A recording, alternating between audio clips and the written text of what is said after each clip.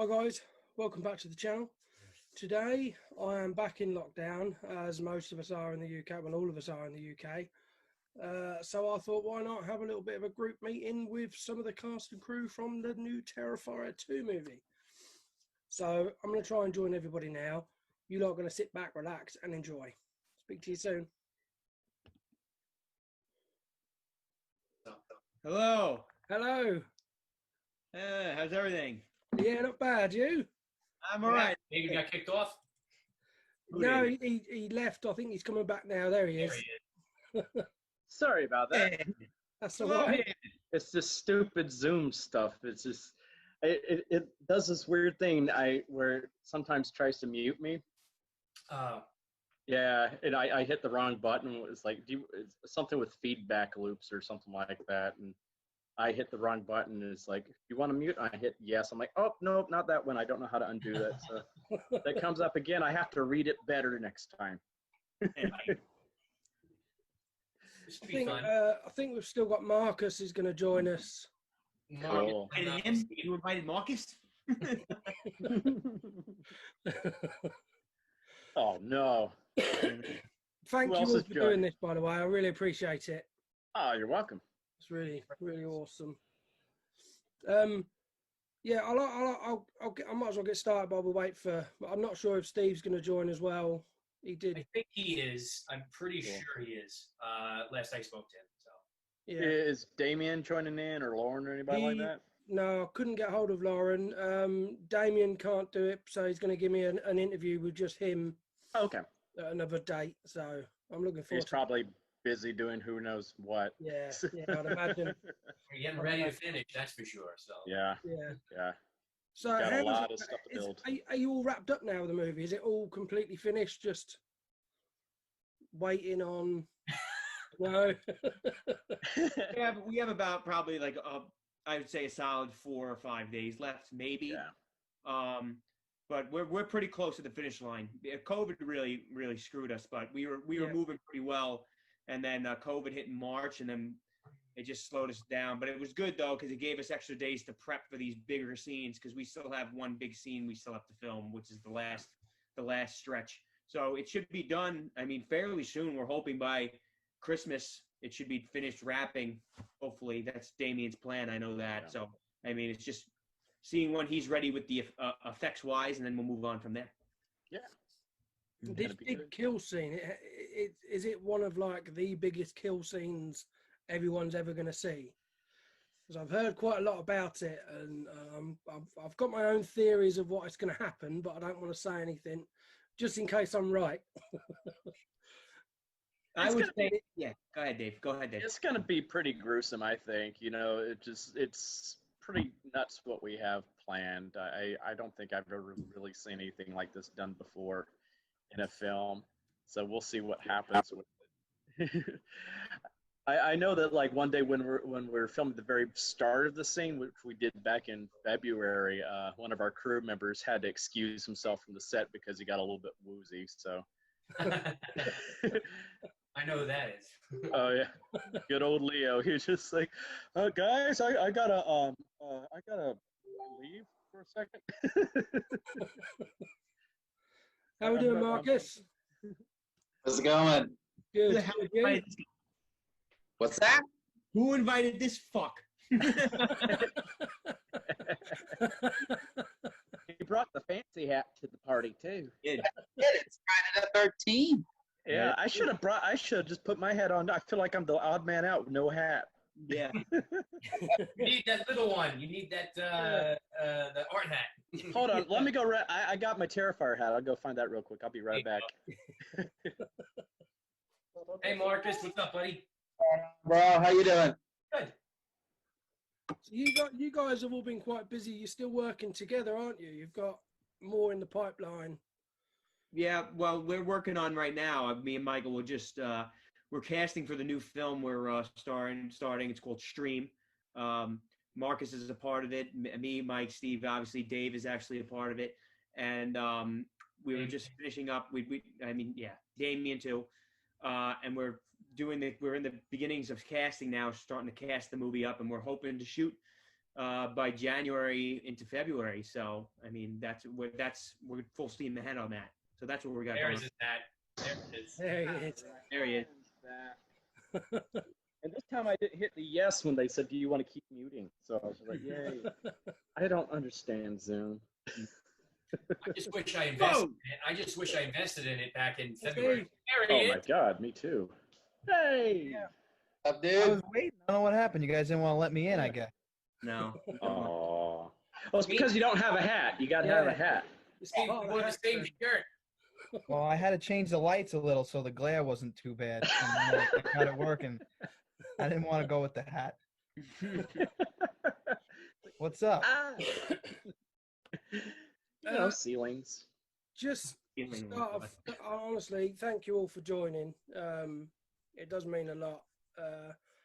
I had it all planned out in my head before I started. I was like, yeah, it's going to be good. It's going to be, now the nerves are kicking in and I'm just shitting myself a little bit, really. I've got all these things in front of me. Well, you're talking to a bunch of idiots, so don't be nervous. You'll be fine. You're only cool if you poop in your pants. Can we start off just by letting everybody know who everybody is? Like, I know who you all are, but you know, we know who David is as well. I mean, we'll start with David because we all know he is. Hi, I'm David. I'm Art the Clown. Hi, I'm Michael. I'm Michael Leavy, owner of Fuzz on the Lens Productions. Why would you lie like that? Why would you want to be him? Especially when your name's right at the bottom. It came out of my mouth, and I completely regretted it once it came out. That's what she said. I was going to say I'm Marcus, but there goes that. Wow. Hi, I'm Liz. Hi. I'm Mike Leavy from Fuzz and Lens Productions, one of the producers of Terrifier, and I'm in Terrifier 1. Yeah. Yeah, I guess that's what you want to know about everybody, right? I mean, we're all producers in a sense. Everybody's a producer when you're working on a movie like this. Mm-hmm. It's like there's so many people that need to get the job done. Yeah. And we only have 5. So you know what I mean? Yeah. You're all producers. You're all big. Everyone's a huge part of making this movie. So, because I'm assuming like some of the days are going to be so long, like you know, you're going to be there pretty much all day doing what you do best. How do you keep each other going? Is it always like, I can imagine a lot of people would imagine I'm going to be on a movie, but it's really hard work, really tiring. How do you keep each other uplifted and if you can? Jason puts on Sienna's costume. That's what it is. I've seen that. You know, somehow that photo got leaked. Wasn't supposed to get leaked, but yeah. Oh, boy. we all just like kind of how we are now. We're always just making each other laugh, having fun. You know, one thing that comes to mind is we were shooting in the Fright Factory, which is a haunted house in Philly. And those days were probably the most brutal on set, I would think. Hours, very long hours, where one day would roll into 4 or 5, and it would just seem like never ending. And it was cold and rainy, smelly, and I remember seeing Jason and Steve. There's footage I'm sure that'll be released one day. In a wheelchair, running through the entire haunted house as if it was like a ride. In the middle of the night, just trying to get by, you know, filming it and, you know, having some laughs. I'm pretty sure that was hour 15. Right. Oh, probably. On day 6. Yeah.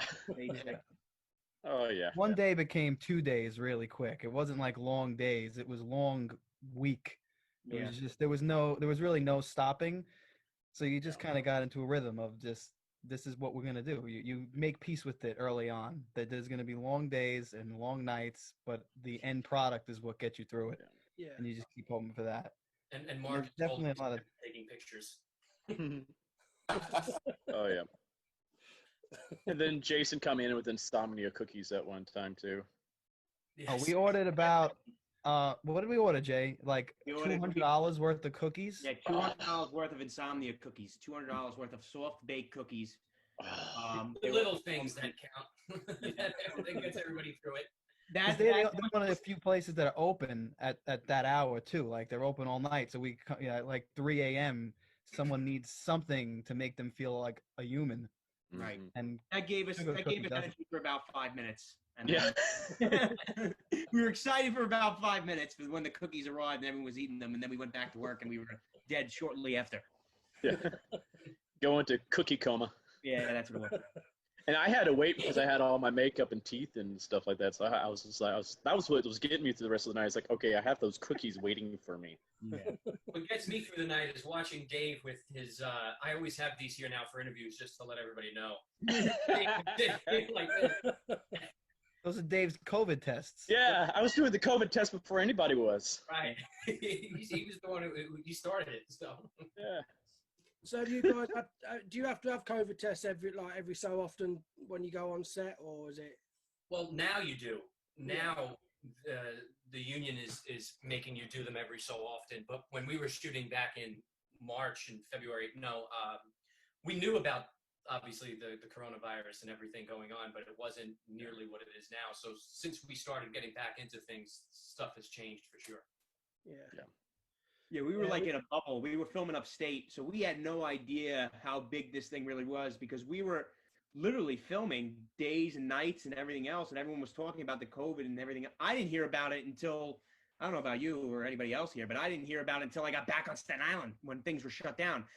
We finished filming, and I'm like, all right, finally I can go home. I can get back into my routine. I can start going back to the gym. I can start going out to eat. I can, meet my friends. I go home, and the whole world's shut down.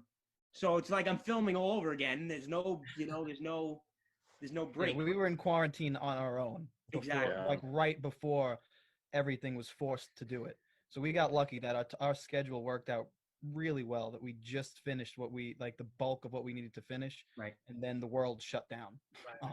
Which is why we weren't able to do the rest, because we had it all scheduled to finish this bulk, and then we were going to schedule the rest, and obviously the rest got pushed. But there was also no service where we were. So it was like you got to run out of the barn, which is our studio, which is where we were, to find service. And you hear Tom Hanks has the coronavirus. Yep. The NBA is shutting down. The bridges are getting closed, and we might not get back. It was like the end of the world was moving around us, and here we are, happy-go-lucky, just making a movie, not knowing anything really until we wrapped and then came back, and then we realized what was actually happening. Right. Because talks are going on for even longer. I don't know about over there, but I was meant to be coming out in March to your convention. Yeah. Oh yeah, the Jersey Comic-Con, right? And unless I walk or get a boat secretly, I don't think I'm going to be flying out there. I mean, my eldest daughter's in Spain at the moment. She was meant to be home this week. It's looking like she's going to be spending Christmas over there now. So I don't even think I'm going to be making it out there. So, I was going to come as Finbar. Would have been great. I would have loved it. Yeah, so I'll have to put that off for another year, I think. Just get dressed up in your house by yourself on Christmas Eve, I'd say. Put on the Finbar costume. Thanksgiving's even better. Thanksgiving. Yeah. Thanksgiving's Finbar's holiday. You can do a lot of dirty things with turkey. You could stuff a turkey. Yeah. Yeah, so I'll get there eventually.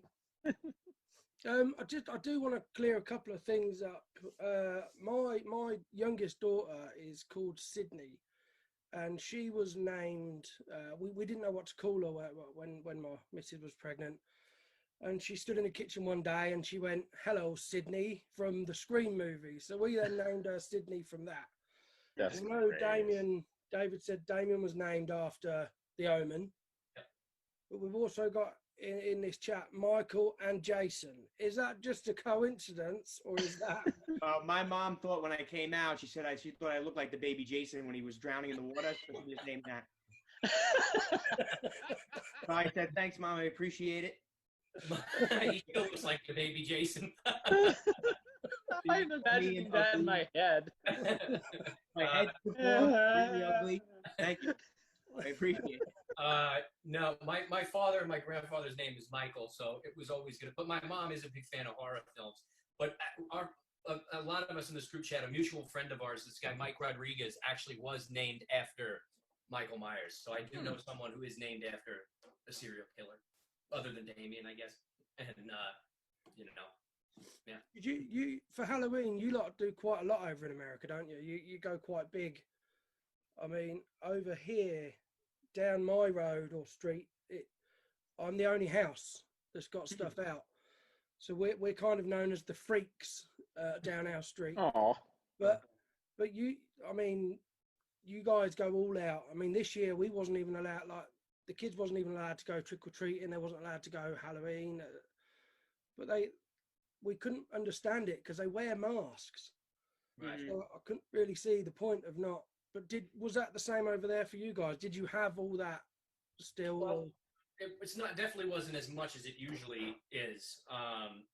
You know, a lot of parties that usually happened, I know of people didn't have them, they were canceled. I mean, we tried to do something small. I mean, we do something every year at my family's house, but it was nowhere near as what it usually is. A couple of kids come by, you hand out candy, they wear a mask, you social distance, it's outside. We had a fire pit with some people that, you know, like Marcus came by that we know that we've been around. Sadly, because of COVID, obviously, we weren't able to do it as big or as much as we wanted to, but at least we were able to do something. But it was advised, I think, through Cuomo, which is our governor and stuff, they were saying not really to do anything. So most of the stuff that was being done was all virtual and, you know, stuff like that. So it definitely took a hit for sure. Hopefully next year we can do it. Back to normal. But we know, Michael, you're not in the next movie because unfortunately your head wasn't in it for the second movie. But we know everybody else is. So who do you play? I know Steve and Jason, you was the police officers in the first movie. Is that where you start off in the second movie? Does it roll on from the end of the first one? It does. The second movie picks up where the first one ended. We won't be too specific. I don't know how much Damien has said about how closely it starts to where the first one ends, but me and Jason have a very, very if you blink you miss it kind of appearance in our cop uniforms. But we're staying alive for the third one. That's really the key. We were promised the third. Your appearance. And David, I'm assuming you've been promised the third one as well. I hope so. It's not even in the second one, actually. This is all the Rude. Art the Clown. It's actually a musical. Yeah. It's like Halloween 3, you know. Marcus, who are you in the second one? What's your role in the second one? Can you say? Can I say? I mean, yeah, I'm just like a bartender in it. That's I don't know if I'm even allowed to say the scene, but I got skull makeup and yeah, no, that's probably all I can say. We'll leave it there. He's in it. You're allowed to say that. Marcus is in it, and if you blink, you might miss it. That's all of our roles. I'm actually in it as well. I'm in about several scenes. You see my hands. Yeah. Oh well. My hands are all over it. Got my finger in front of the lens for a few scenes. Some scenes we weren't even. But mostly we obviously, other than David, all of us had a lot of work behind the scenes. Yeah. You know, in setting things up and lighting and equipment stuff. So it definitely was a lot more of an undertaking for us personally than we did in the first one, even though we had a lot more screen time in the first one. Yeah. And then the group chat, I just realized they're also in part of the Dark Offerings, so that's pretty cool. Yeah, you're getting like a dual. Yeah. Yeah, it's like a scene from the Dark Offerings, isn't it? Pretty much. Oh God. End like that. Oh, no. Not a lot of people know, but Steve is actually in the Dark Offerings. Oh, really? Not a lot of people know, but Steve is. Yeah. Blink. We can't say how I am, right? That's a secret. Everybody, he really does. If you He blink, ties it all together. Yeah. that should be our next movie. If you blink, you might miss us. I'm curious where you are now. Like Marcus looks like did you like fell in a hole and just has a flashlight? And It's like David, Blair Witch. are you in front of You a look like blackboard? you go to school. No, it's like when I moved into this apartment, apparently the girl that lived here before me, she like put this paint up on the wall that's supposed to be like blackboard paint. Oh. Yeah, and I guess she didn't do it really well. No, but you did it well. It looks like a blackboard. I thought you were. Yeah, but it doesn't come off. So it looks. You I gotta don't write know. stuff up there for these for all these occasions. You need to I put like know. something around your head or Just a penis or something like that up there. that's every blackboard we've seen. Yeah, exactly. It's like back in the day when you used to hide the chalk with the eraser and the teacher goes to erase. It's like, Yeah. I used to do In our school, they were very creative. They would take a notebook and draw a penis on the notebook in chalk and then slap it on your back of your sweater that you were wearing. So the penis, so you wouldn't know that a penis was then put onto you. oh my God, that's brilliant. Yeah, we were clever. That's good. That's good. I like that. Only when it came to dick art though we were clever. That Oh, was of like- course. It could have been a whole class. You know it's Fabulous, bad. fabulous interview. You know it's bad. One more thing on the penises. You know it's bad when it snows outside and on your football field you go outside and it's a huge giant penis on the football. Just someone walked the shape of it. Snowing. Penis on the penis to the peaches of the Chinese.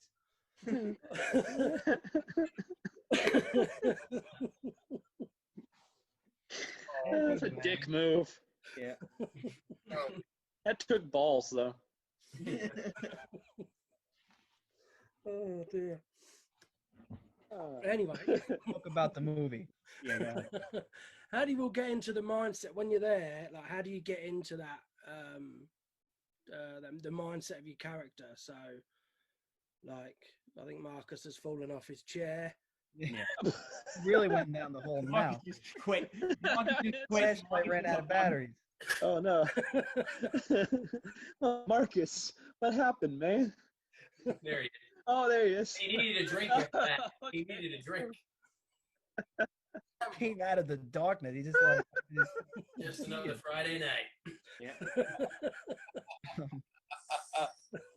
I think that's a good question for you, Dave. How do you get into the mindset of your character? Since us, we don't really matter that much. Usually, the cold puts me into angry mode, so it's just I'm like, I'm miserable, I'm cold, let's do this. But no, I've always been able to just turn it on, turn it off. It's just my thing is as soon as I understand a character in my head, I can just go in and out of characters. So I might need like a few seconds just to like if it's like a more like emotional scene just to get into that frame of mind. But basically when they say, okay, rolling, I'm like, okay, angry eyes or art face or whatever it dictates. Because in We've the definitely movie, seen you do that. He's Yeah. got a big black bag. It looks like a bin liner. I don't know if you've heard of a bin liner. Do you know what that is? Mhm. I don't Yeah. know what, A garbage bag. The garbage, yeah. that's it. But over here, our bin liners are absolutely crap. Like I dressed up as Captain Spaulding Halloween to scare the kids, but I thought I'd have a black bag. But this is what happens when I put my knife in it. Ah. So man. it kind of like health and safety wise, it didn't go too well. I Yeah. mean, like I've got Art's little, and I've got other bits and pieces. The scalpel that also went into my back. So I spent most of Halloween in A&E trying to stitch my back up. Where did he get Oh, his no. bag from?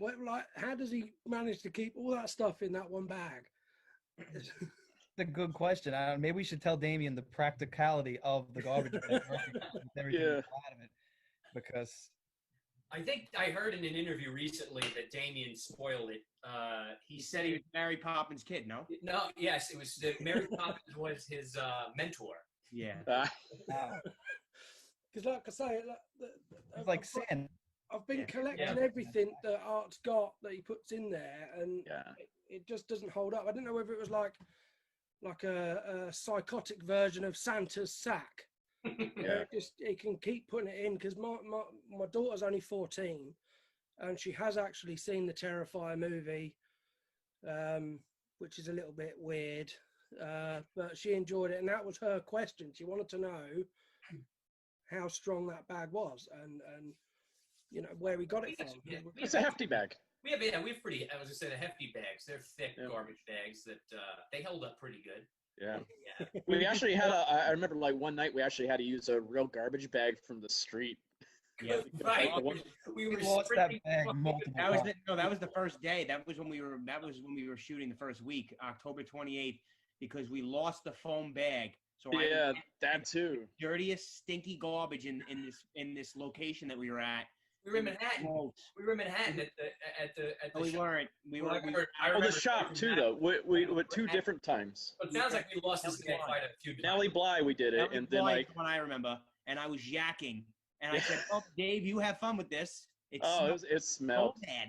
It's very easy to lose the bag. We lost the bag a lot because it's a garbage bag. People just assumed it was garbage. Like there were points of throwing garbage in Art's bag, thinking like doing the right thing. Oh, there's food in it. There's all his bloody towels and stuff. It's just like, oh, where is it? Oh, that night in Manhattan is like we were almost freaking out because like the bag we had didn't match the ones we had been using, and we're like, oh crap! And it just happened to be garbage night. Yeah. And so they were like, oh crap! Someone quick, go grab one from the street.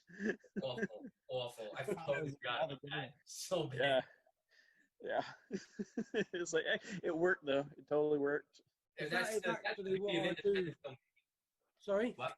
No, I was saying that's the beauty of independent filmmaking is you just got to make it work. Marcus gave up. He Marcus ain't making it work. But you have to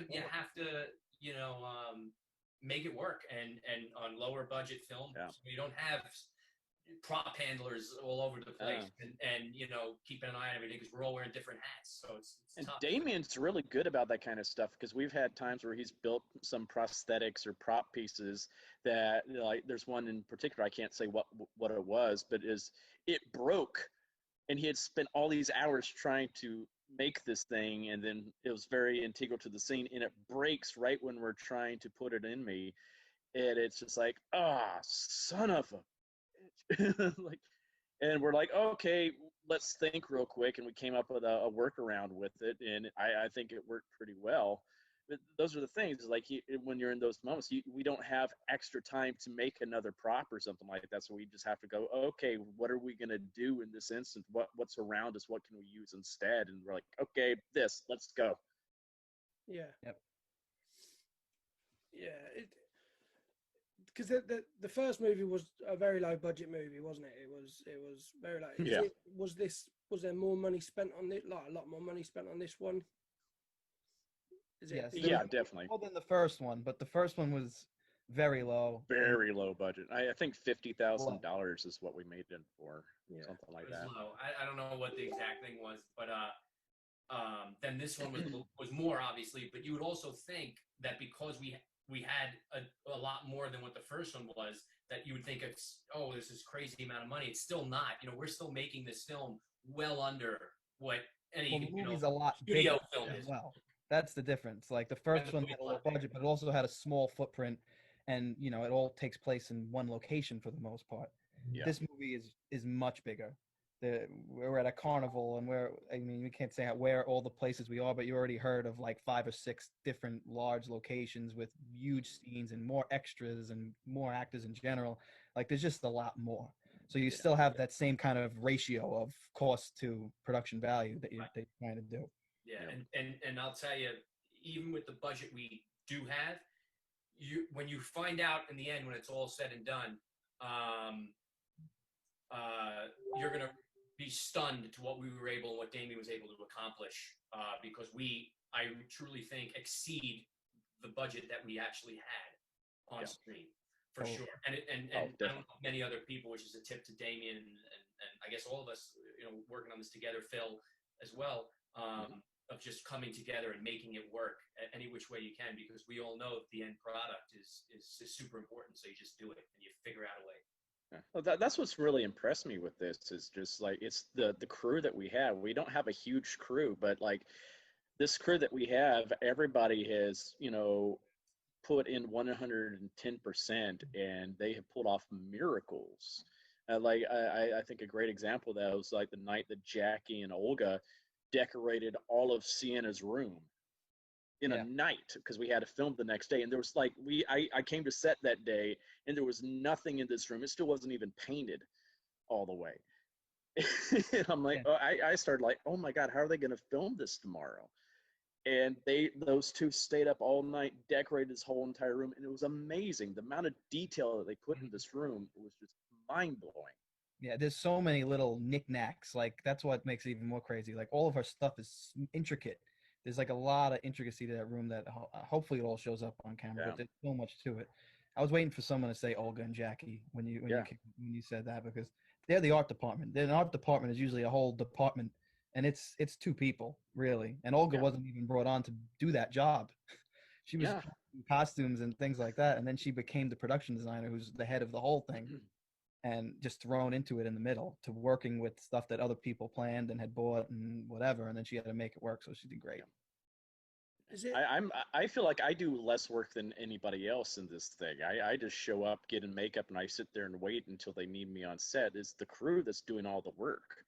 They're doing it for like 15 plus hours nonstop. Thanks, Dave. You're welcome. It's the unsung heroes of Terrifier 2. Is it? Marcus can't get in on that. He ran away. Yeah, Marcus has internet problems. He said he's got internet problems. Back in. Spectrum. Is it so a lot of with the budget and stuff, does a lot of that come into promoting the movie as well, or is that literally just like word of mouth and fans and stuff like this, like online? It's supposed to. I mean, it's if you have. I mean, listen, you have a certain amount of money, and it's up to the producers to figure out and allocate where it goes. So, you got to save some for marketing, you save some for post, you save some for little things that might come up, and it's kind of distributed that way. But you got to be careful, because a lot of times in any movie, not even just indie movies, that's why people go over budget, because you didn't expect something to come up, and then you got to shift money from here, but now that's going to suffer, but this is going to work. So it's very interesting, difficult process that you can do it 100 times and it's going to constantly change, because each project is different and so dependent, you know what I mean, specifically to what the needs and are. Horror is special, and Terrifier is even more special within that, I think, just because the fans are so great so strong. Like, there was no marketing for the first movie at all. Oh, none. No money was spent on it. It was just, let's make this and let the product speak for itself. Yeah, and that's why Dave, everyone else took it and ran with it. Well, he made a good character, right?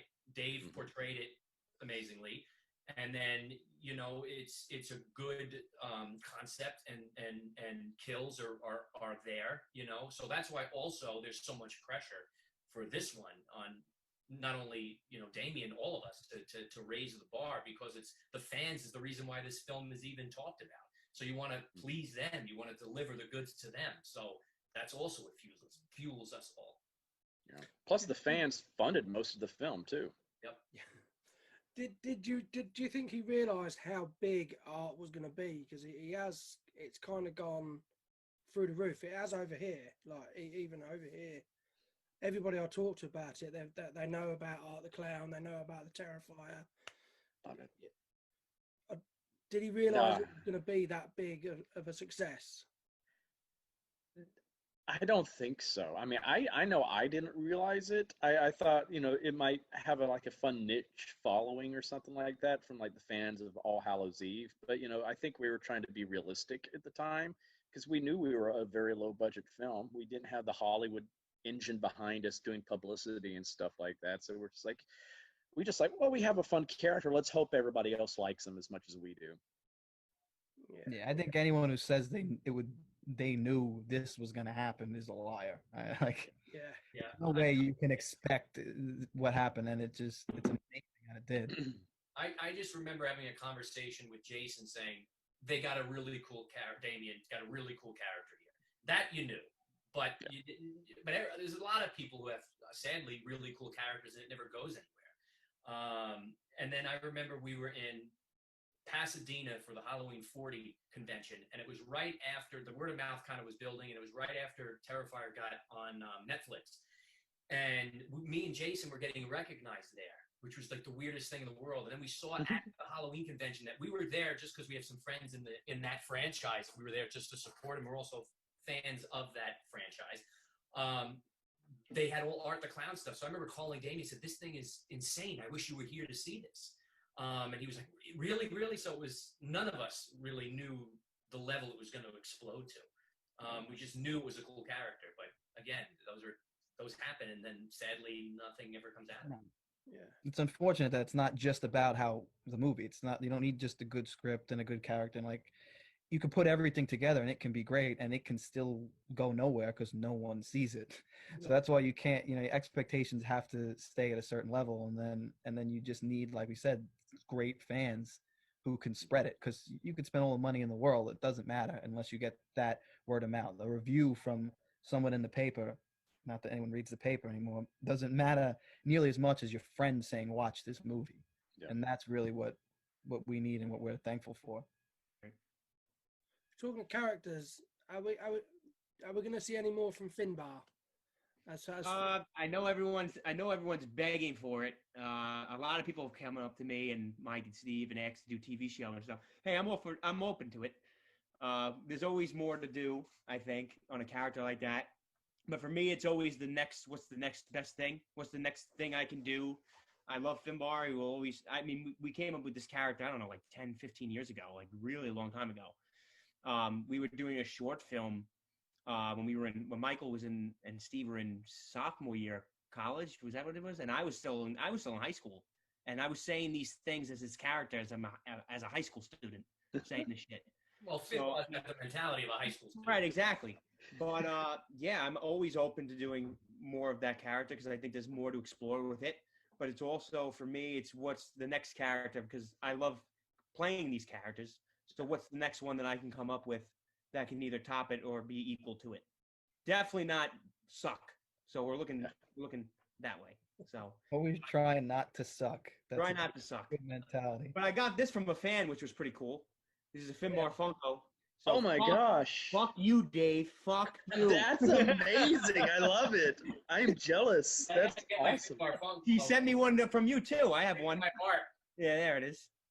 Ah, so cool. You get these sent to you just by fans, yeah? They just ran like... Yeah, a fan was saying, came up to DM me on Facebook, and she said, I really enjoyed the film. She goes, I make Funkos. I would love to send you a Funko of your character. I said, send it. I said, first of all, I didn't think it was real. She's like, oh, what's your address and this and that. And I was like, oh, fuck it. What's the worst that can happen? She's going to kill me? Whatever. So I send her my address, and she sent me the Funko, which is pretty cool. I didn't even know it was going to look like. Hey, I raise you a Funko to a exterminator. Oh, my God. Salt and pepper shaker. Oh, my God. Oh, my God. It's insane. But it's great because it just shows that the fans really appreciate your work, and that's why we do it. I don't do it for my own self-accolades. I'm doing it for, to make people laugh and to make people forget about the craziness in the world for a little bit. That's the reason why I do it. And I always do it to entertain. That's why me and Mike started when we were kids. That's why me, Mike, and Steve and David do it every day, because we enjoy it. It's not work for us, and it brings people joy. So that's the main goal. Yeah, that's why I'm a big movie fan, because like my job is I am a garbage man. That's what I do. I go out and empty bins all day and get rid of people's trash and rubbish. So for me, movies are an escape. Right. So it's like my switch off from the world. It's my switch off from that waking up Monday morning knowing that I've got to go and get on the back of a bin lorry and chuck more rubbish. So what you lot do for everybody I appreciate every single movie I watch. You watch the low budget movies to the high budget movies, and I take it all in from all of them, because even the low budget movies, like Steve was saying earlier, those films that don't ever get watched, I'm the sort of person that will look for that film and watch it, right, and then try and say something about it because no one else is going to. And like you said, for me, we need more people like you. Yeah. We need more people like you, and thank you for doing that. 'Cause Yes. it's not easy to make a movie, and it's hard to get the funding. It's hard to put it together, to coordinate it, and that's why I also, the same thing. I have respect for anybody who makes a film, regardless of if I love it or hate it. At least you did it. There's so many people that just don't even do it.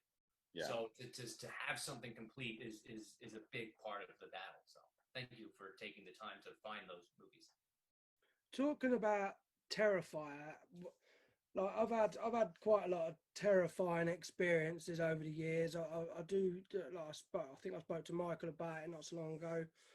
I do paranormal investigations.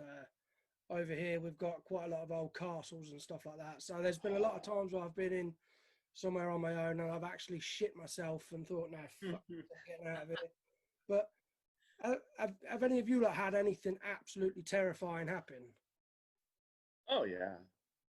Well, we had some weird stuff happen there in Philly on set, in the Every Fright day was Factory. weird stuff happening. Yeah. Which one are you talking about? First one was like when George just starts yelling at Phil to get out from in front of the camera. He's like, "I'm trying to set up the shot. Move, Phil. Damn it!" And Phil's like, "What are you talking about? I'm not even over there." And there's like, but George's like, "No, keep walking in front of the camera. There's someone keeps walking." It's like, dude, there's no one walking in front of the camera. I swear, guys.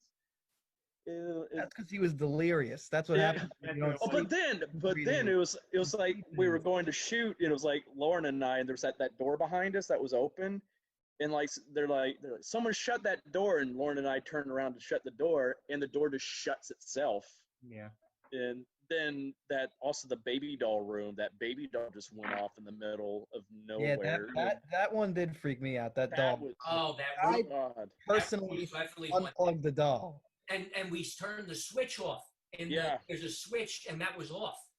Yeah. I forgot about that. That was freaky. He's talking about the haunted house, just to clarify. Like, we were literally shooting in a haunted house, and the rooms were all set.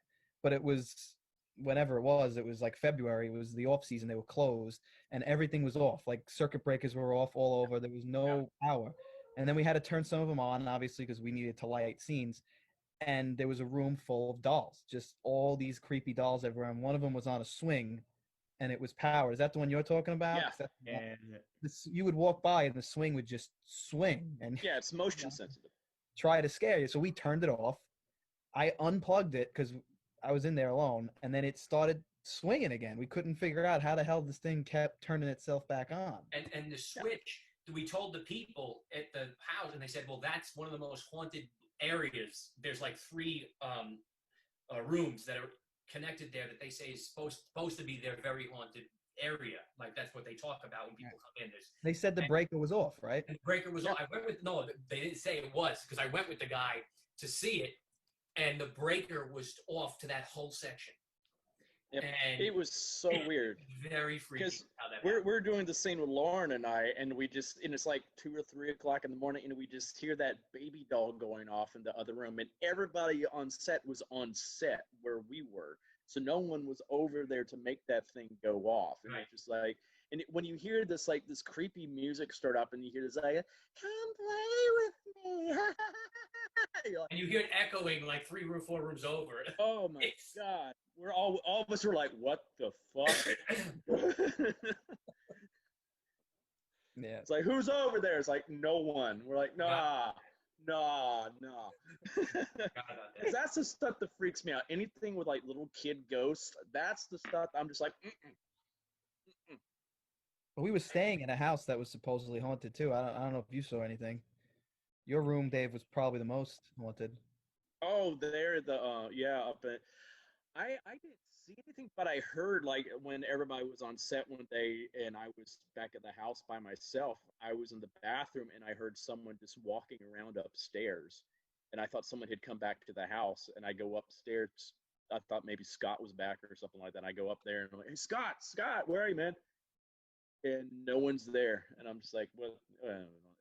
It's a house where this bishop apparently died or something like that. So it was like an old convent or something. Yeah, that house is creepy anyway. So, I don't think it was a convent. No, I think it was. It was like a freaking church camp. It was like a church camp. Yeah. No, but They had all like I don't know what the hell those. the other building that me and George went into was like a weird orphanage. There was a building across the street that was locked up. Not across. Oh the yeah. That you were playing basketball in?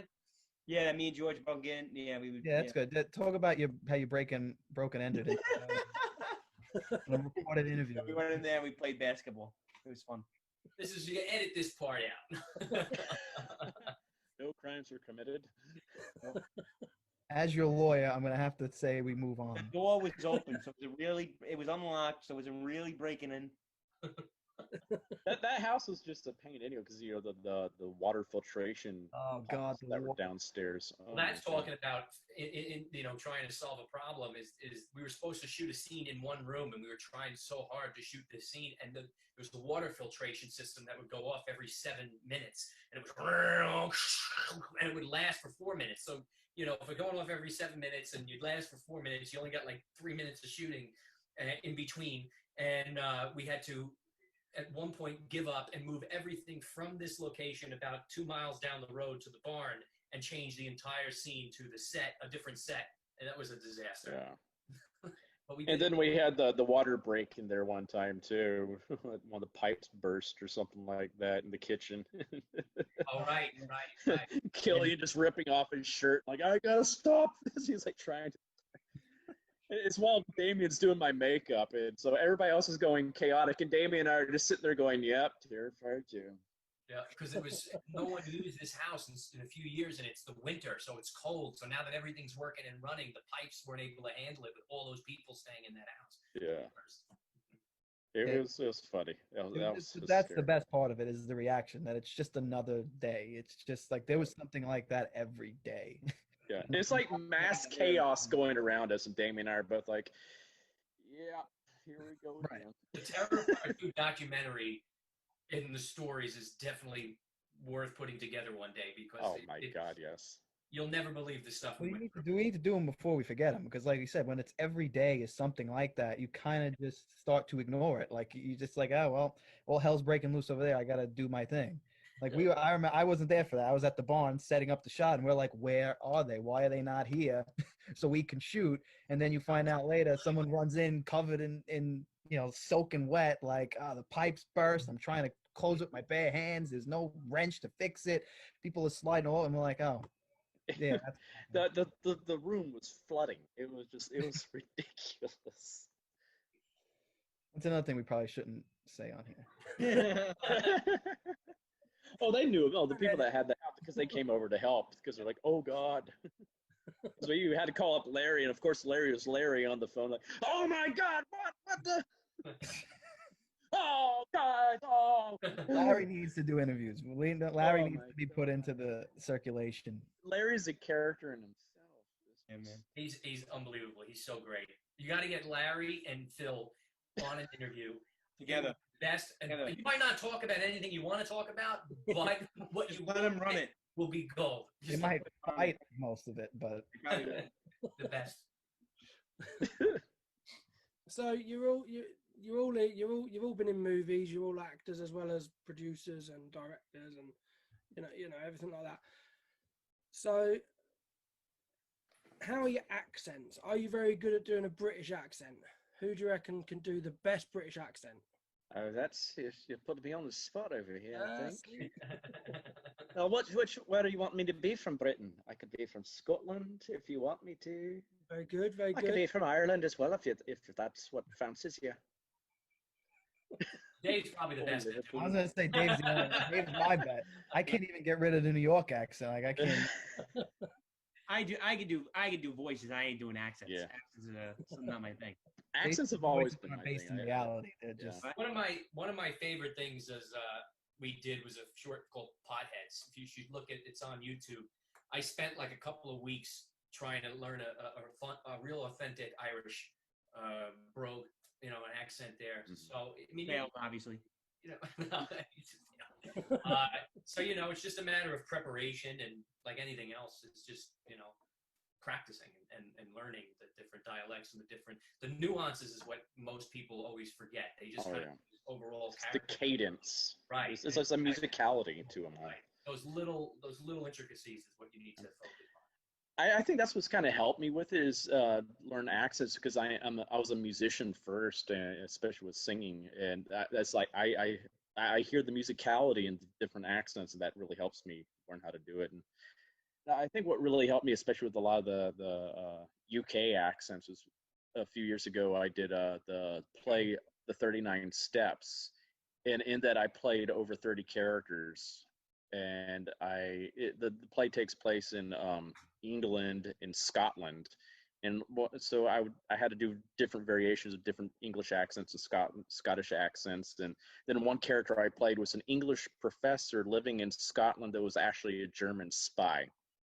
Or a Nazi spy. So that was a fun character to pull because I had to reveal who I was halfway through a line. And so I had to drop the English and go right to the German mid-line. It was such a fun challenge. And I did it twice. The second time, one of our leading lady in the show, because it was 4 characters. So you had the male that plays a male lead, the female plays the 3 main females, and the 2 clowns play everybody else. And she was from England, so she was really tough on us about our accents, and so that really helped solidify a lot of things there as well. Yeah, I do a few accents myself, but I'm not going to do them because you'll all be thinking, "Wow, he's amazing. We need him." Well, that's what I love about the UK, though. There's so many different accents. It's so amazing. Like England is such a small nation geographically, but you just travel a few miles, north or south, and it's a totally different dialect. Yeah, even for me, I'll travel 50 miles up the road and speak to somebody, and I'm like, "What the fuck did you just say?" I've no idea. Kind of how it is here in New York with Staten Island, at least. No one ever knows like our Staten Island accent. They think we're from Boston or so. Where are you from? New York, Staten Island. Where the hell are you from? You know what I mean? It's crazy. Yeah. But we have a lot of sayings over here, like that you probably don't understand. The same for us. You've got sayings that we don't understand. Like I've got a few written down, and I want to see if anybody can guess what they are. Oh, fun! Right?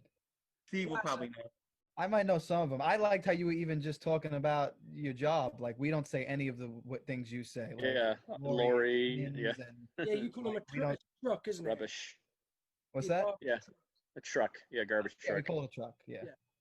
Yeah, but we've got one. This one it's called Wazzock. Wazzock. I'll use it in a sentence. For example, Michael turned up on set today, and he was acting like a proper Wazzock. Jackass. Similar. It's not as hard. A jerk. It's idiot. An idiot. Okay. I like it. I might have to use that one because I call him an idiot way too often. How do you spell that? We've got, you probably heard of this, Gobby. Gobby. So David's been a little bit gobby today. So that could be all kinds of things. Loud and offensive. Like, we have some very weird sayings over here for stuff. He's trying to tell us something, guys. Michael, each of us for a reason. Waiting for my word. I can't wait to hear what Steve and Jason are. How many words you got for bald? Now, this one was new to me. I found this one out today. Collywobbles. Collywobbles. Collywobble. I think is it like where it's off kilter or something like that? It's being nervous. Yes. I'm a bit collie. What is it? Collywobble? Collywobble. Some of these confuse me. I'm like, what the hell is that? I don't even know. Look these up. Like, where did you even find these then? Well, my kids actually told me that one. Collywobble. So, but they come out with some random shit anyway. I don't understand what they. Some of them, I don't know. They're weird. Apples and pears. I know that one. Do you know what apples and pears is? They're fruits. Like your twigs and berries. I've got to nip up the apples and pears. I've got to go and get stairs. Stairs. Oh, this is like a Cockney. That's Cockney rhymey slang. Yeah. Ruby Murray. Ruby Murray. Ruby Murray. Last night I had a bit of a dodgy Ruby Murray. Drink. Bill Murray. Bill Murray. Ruby Murray. Ruby Murray is curry. Murray. Okay. Oh, all Okay, right, that that's a makes sense. Cockney one. Then you've got arse over tit. This is again. That's like Yeah, tit for tat. That's tit for tat. Arse That's over, like where you're knocked out or something like that. Like flipped over, you've fallen over. You've got Yeah. arse Oh, over his voice tit. off. like head over heels, ass over Yeah. tit. Yeah. Ass over tit, yeah. And then we've got bangers. Bangers, like bangers and mash, like sausage. Like a Sausage, song. that's A it, good we've got song. one. Is that right? We've I think got you're so both we've right. got so many like random sayings, and the kids come home with so many. And I know an American one is, kiss my ass in Macy's window. That's not a.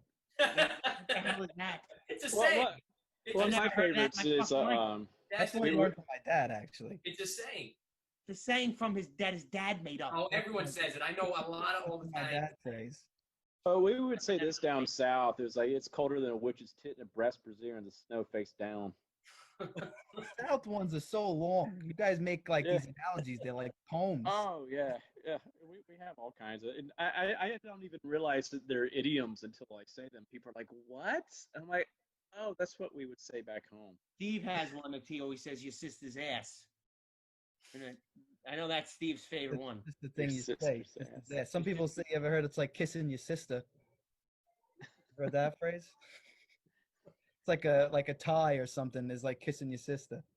It's not a good situation. Oh God, that's great. I got a few You of gotta them. find out. The thing is, like, I got the Italian ones too. Like there's like a lot of Italian New York phrases that are like, I guess, just screwed up dialects from Napoli or something. Like Fugazi and right. what else is there? Shungad. Yeah. You ever heard anyone say Shungad? No. Or like, I have agita. It means you have an upset stomach. Oh yeah. The big Italian. Yeah, These are I've heard ones that I I've don't heard even Larry know say people that don't before. say, too. It's the same thing. Wherever you're from, you don't realize that the whole world ain't saying this Yeah. because you grow up with it. Well, like probably the most famous one for down south is the "Bless your heart." Right. That's a big. It's a big. It's the Southern "fuck you." Right. It's like, He's so oh, polite. yeah, he's such a so obnoxious. Bless his heart. See, the Southerners are so polite when they're telling you to go F Oh you. yeah. Oh, my They don't- grandmother.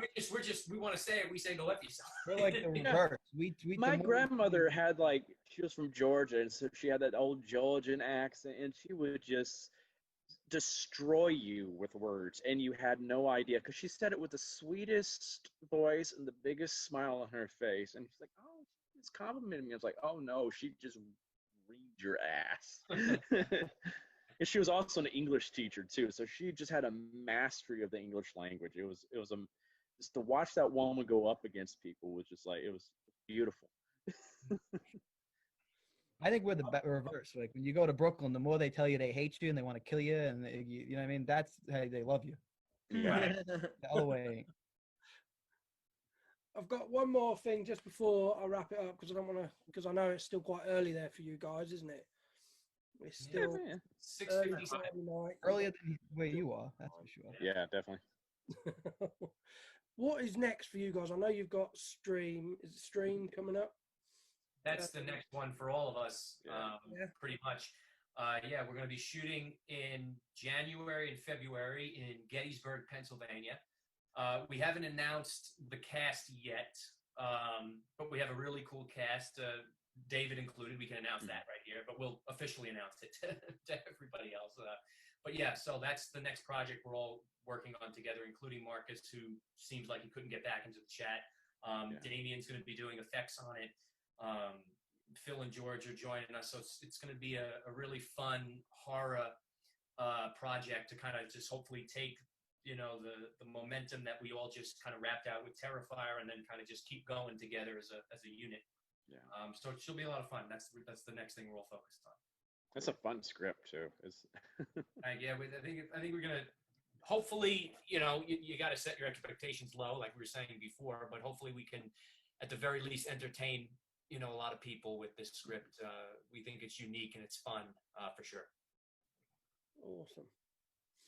Right, guys, I want to let you lot go because, like I say, it's getting late here. Yeah. And I don't think I can have any more coffee because I'll be wide awake. And You won't be going to sleep. You'll be tits over ass. Yeah, I was trying to come up with one. I couldn't think of the right And one. all collywobbled and Well, thank you very much. And one more plug for Marcus, the Dark Offerings too. Yes. He should Yes, be I out forgot to mention soon. them.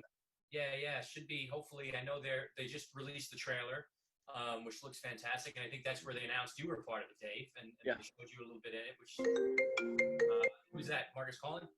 No, Grandma. No. Deny it. But yeah, to be on the lookout for that. I know Marcus and his wife Liz poured their heart and soul into it. It gave us something to do during quarantine. And we had a blast being a part of it, and it's got a really cool cast as well. You know the cast: Melissa Rose, Terry Alexander, Eileen Dietz, Tamara Glenn. So many fun people part of that project too. it's Yeah, a I fun think concept too.